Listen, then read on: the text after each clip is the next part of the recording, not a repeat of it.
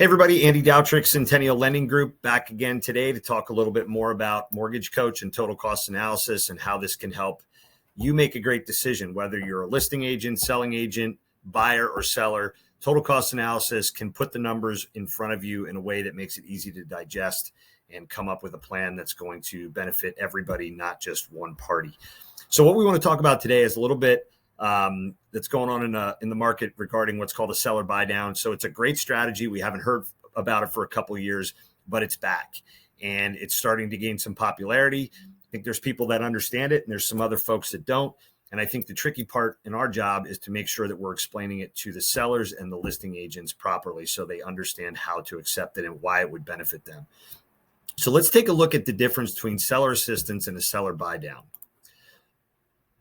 On this particular property, this is a real property, it was originally listed for $264,900, but there was a price reduction down to $255,000. So that seller walked away from $10,000.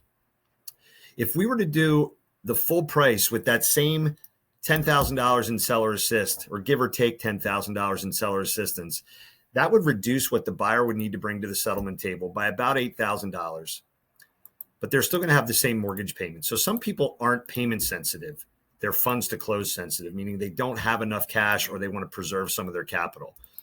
A seller buy down operates a little bit differently. We keep the sale price the same, but the buy down comes off of the buyer's loan amount. It doesn't come off the top end of the sale price. And that's important to know because the loan amount is always less than the sale price, which means at the very least, you're able to go back to your seller as a listing agent and say, we've got a way to preserve some more of your profits, and here's how we're going to do it. So the seller buy down works by having the seller invest money that they would normally give to buy down the closing costs, but instead buy down the interest rate. And by doing that, we're saving the buyer money.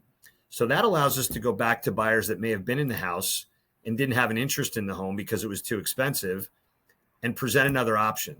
It also gives us the opportunity to preserve some more of the seller's profits and at the same time, not reduce the sale price, which could in fact reduce the overall value of the neighborhood when those properties start appraising lower.